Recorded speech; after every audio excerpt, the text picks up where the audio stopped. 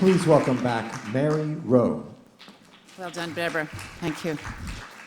So we're in the home stretch. I know what that feels like. We're getting there, as you can see. This is where we segue into sort of more discussion about the relationship between what's happening internationally and what's happening here in New York City. So you'll see the run of the program that remains really takes us to put it into context. We've been very fortunate at MAS to be a lead partner with UN Habitat as they lead up to Habitat 3 next October 2016.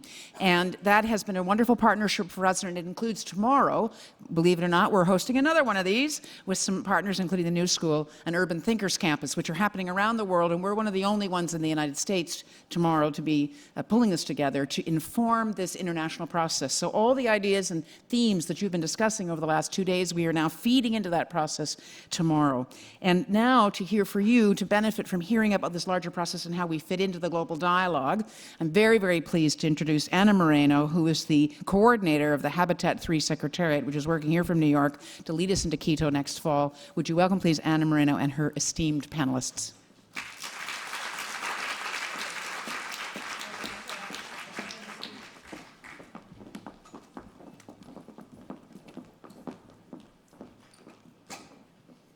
So, good afternoon, everybody. It's a pleasure to be here, excited about these 2 days that you have been talking.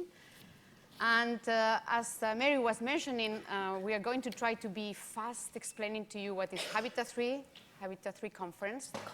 I'm going to do it with a nice panel of women, as you can see, the 4 of them.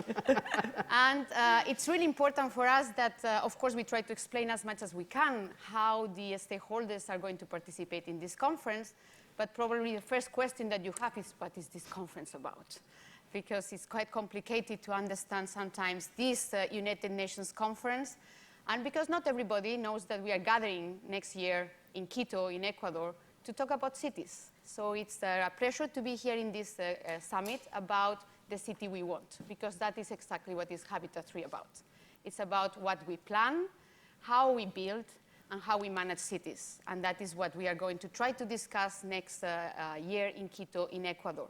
However, it's not just important what we are going to do in Quito. The most important thing is the preparatory process to that conference. The conference is about every 20 years. The first one happened in Istanbul in 1976. The second one happened, the first one happened in Vancouver in Canada in 76. The second one in 1996 in Istanbul. Now this is the third one. It's every 20 years that we meet to discuss about how cities are built, managed, and planned. And this one is a really important one. As you know, half of the population already living in cities. And for gathering all the inputs and the conversations and the discussions, not only from national governments, but also from local authorities, from stakeholders, civil society, grassroots, professional, academia, everybody that needs to say something about the city that we want and we need, we have prepared a preparatory process. And that preparatory process has different areas. We have divided in 4 areas. And today we are talking about one that is engagement. That is where all this, you see just 4 people, but in fact behind them there are thousands of organizations and millions of people behind what they are going to explain to you how they are preparing the process. So it's a bit complicated process in terms of a lot of activities going on this year, but I would like to explain perhaps the main ones. And then I will quickly pass it to Eugenie Birch, that is one of the persons that is providing key inputs to the process, especially because she's the president of the General Assembly of Partners. And I will explain the General Assembly of Partners. It's a consensus platform to ensure that all stakeholders are able to bring their knowledge and their experience to the process. So in that engagement, it's really key that we are able to gather that. Then in terms of knowledge, we are also building evidence-based about what is happening in cities. It's obvious that cities are the ones that are bringing and experiencing about what is a good city about, but not always we are able to gather that evidence. So knowledge is really important. Second one is policy. Policy is about policy recommendations. And it's about experts, 200 experts, meeting between September to February next year to prepare some recommendations to the national governments about which policy needs to happen to ensure that cities are better in terms of equity, in terms of social inclusion, in terms of economic development, in terms of some of the challenges that we have at the city level, but not always national governments are listening about, or not always national governments are giving a perspective that can affect directly the citizens in the different territories. So that policy is what is happening now together with regional and thematic meetings. And the last thing I wanted to mention before to pass the floor to the panelists, that they are the ones that are going to bring to you the real things happening, it's about operations. We are, of course, trying to build a conference in Quito, but United Nations should not be seen as a conference organizer. We are not conference organizers. What we should be is a momentum, create the momentum towards a change. So what we are trying with this conference of Habitat 3 is to create a political momentum. After the Sustainable Development Goals have been approved, as you know, in last September, to talk about cities in a different perspective that we have been talking until now. It's about real change. It's about legacy of this conference. It's a substantive approach for people that have been for a long time fighting to make cities better places, defending public spaces, and it's a pleasure, of course, that I'm here with the Municipal Art Society of New York. And it's that people that should have the voice to at least bring those perspectives to the global debate. And that is what this conference is about, legacy. And if we miss that possibility of listening to the stakeholders, we will be in a way losing a historic opportunity in terms of political context. There is not going to be any other conference focusing on urban for the next 20 years probably, and that's what we don't want to hear about. We want to talk about our cities every day. So having said that, allow me to pass the floor to Eugenie, that, as I said, she's the president of the General Assembly of Partners, and she will be able to explain to you better what is the General Assembly of Partners about. Thank you, Anna. You've done a wonderful explanation of this very complicated chart that everyone sees in front of them. I'd just like to point out a couple of things. At the knowledge level, where you see national reports, we in the United States and every nation has a national committee, or should have a national committee. Two of us here are on that national committee, and we're helping inform the government of some of the stakeholder interests in what the United States will say and contribute to the conference. The outcome of the Habitat 3 conference is a document that is created by the member states. There are 193 of them, so you can imagine what that's going to be like to get them to come up with an agreement on something, but they will. And the member states will create a document that is already named, and it is called the New Urban Agenda. So going down now to the third line in this chart, the engagement chart. This is what we on this panel have been very much engaged in. And so we have been part of something called the World Urban Campaign, which was a partner group, or is a partner group, that is with UN Habitat, the agency, which is located in Nairobi, Kenya.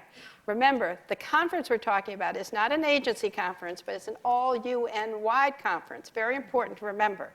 So this partnership group has these four goals: to unite, enable, measure, and connect. And it has created two initiatives in preparation for contributions to the New Urban Agenda and the Habitat 3 conference. There are 100 partners, by the way, of the World Urban Campaign, and there are many more partners that are assembling for the second initiative, which I'll talk about, the General Assembly of Partners. So the first initiative is something called the Urban Thinkers Campuses. These are like seminars, people gathering all over the world. You can see there are going to be 29 of these in 38 cities, 24 countries. They're already occurring. There's going to be one here tomorrow in New York at the New School. We hope you'll all come to come up with some visions and views about what stakeholders believe is important for this document called the New Urban Agenda. The second thing that we have is the General Assembly of Partners. Partners? What kind of partners? The United Nations recognizes certain groups as able to speak on the floor of the United Nations. This dates from 1996, when the environmental conference Rio Plus 20 met, and a Rio conference met and created a situation where these groups, 9 groups, were given recognition to speak. Before that, you couldn't speak in these conferences. And then when we created the General Assembly of Partners, we realized there were many more people or groups that have voice or have interests in cities. And so we added 5 more partnership groups. Groups like grassroots, groups like foundations and philanthropies, the media, the parliamentarians, and so forth. We added to the ones that were already recognized. So what are we doing? We are meeting to create actionable recommendations that we will put forward to our member states in a public document, as well as go back to our own member state, to our own nations, and say, hey, you know, there are X millions of people. We'll get that number soon, but I know very minimally 2 of the groups represent 35 million people, just to start with.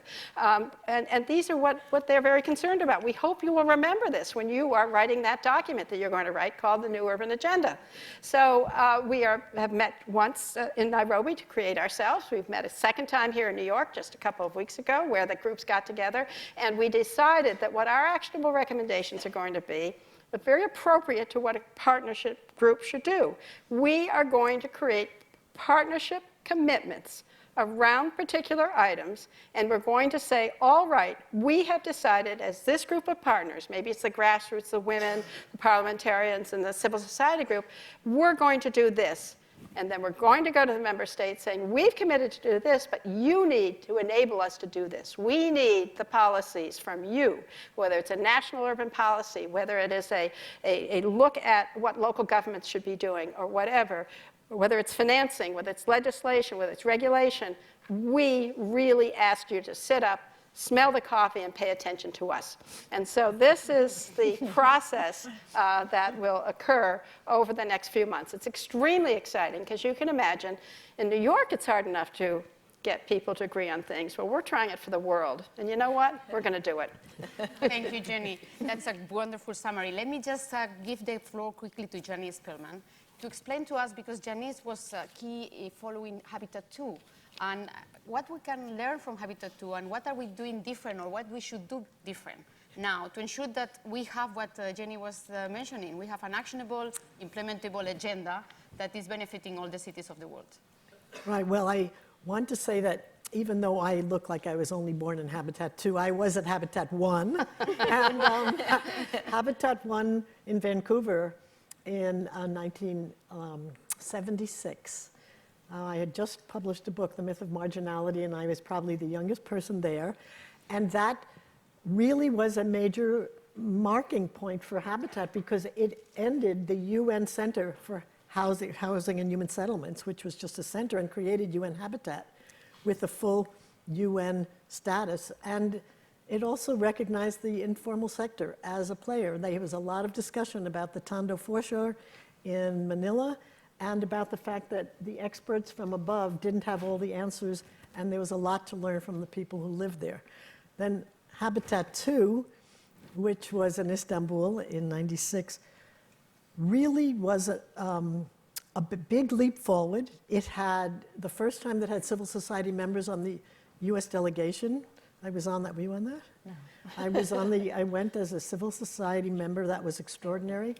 It was the first time that there was an assembly created, a visual urban innovation exposition only of grassroots and community leaders and their innovations. The Megacities Project organized that, and our methodology was adapted for identifying innovations and scaling them up, and to how to shorten the lag time between the idea and the implementation into UN Habitat. The sad part about that was that the US delegation refused to recognize the right to decent housing when almost all the other countries in the world accepted that recognition.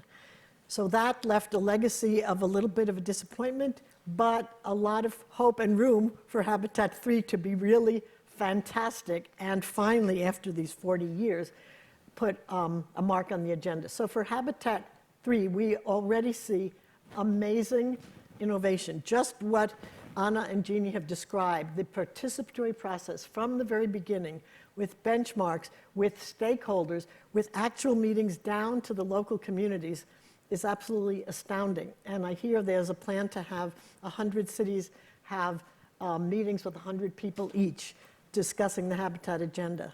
Thank you, Janice. I'm so Oh, sorry. I just wanted to say my last hope. Yes. My last hope is that this can be really something different in the implementation, because instead of just moving everything a little bit forward but keeping it the same, that we can have a radical system-changing set of principles that changes who's at the decision-making table, what the incentives are, what the rules of the game, and how we can have a city that's inclusive for all. Thank you so much. And you give, in fact, the floor easily to Jane Katz from Habitat for Humanity, especially about talking also about your constituency in terms of civil society. And what are you doing and what do you expect? Well, first of all, Habitat for Humanity is not United Nations Habitat, and we're often confused with each other. We were also created in 1976, and Jimmy Carter was not the founder. But other than that, we did participate in Habitat too, and Millard Fuller, who was the founder, did present at the plenary at that time. But we are engaged this time more as an international network. We're working now in over 70 countries, and we also have over 1,400 local affiliates. But what we've tried to do is to convene different types of organizations. I'm representing the chair of the civil society organizations, and that's a mouthful because there are so many different diverse types of groups that are a part of that constituency. We have not only the citizens, but we have nonprofit organizations that are both global and local. And here in New York, when we were here about a week or so ago, we had a lot of local nonprofit organizations representing all kinds of constituencies, from mental health issues and housing issues and land issues and seniors. So for us coming together and trying to come up with what our recommendations are going to be is going to be a very difficult challenge. You'll do it. Yeah. Yeah, you will. I think we are over, so Katia will need to Oh, brief I'm us sorry. about- I'm sorry. Wait, we have no clock here. Women, grassroots, because this agenda is not just for New York or the cities that they are ready. They are working all over the world, and they're bringing the opinion and from other constituencies. So please, Katia. Yeah, just to wrap up, within the General Assembly of our partners, we have the Women's Constituent Group. And the Women's Constituent Group is very diverse. It's really working together and bringing several organizations, associations of urban planners, organizations that work at very local ground level at informal settlements, NGOs. And our objective to engage through this process to really to ensure that the new urban agenda does not step back. The Habitat agenda from Istanbul had 133 references to women. And we do know that we have to develop cities, and urbanization has to have the women's face, and we have to bring the gender dimensions and analysis of how things are done differently to really ensure equality between men and women within the spatial and within the policies. Thank you so much, and thank you to all. See you tomorrow probably in the Urban Thinkers Campus, Right. and for sure next October. Thank you so much. Thank you.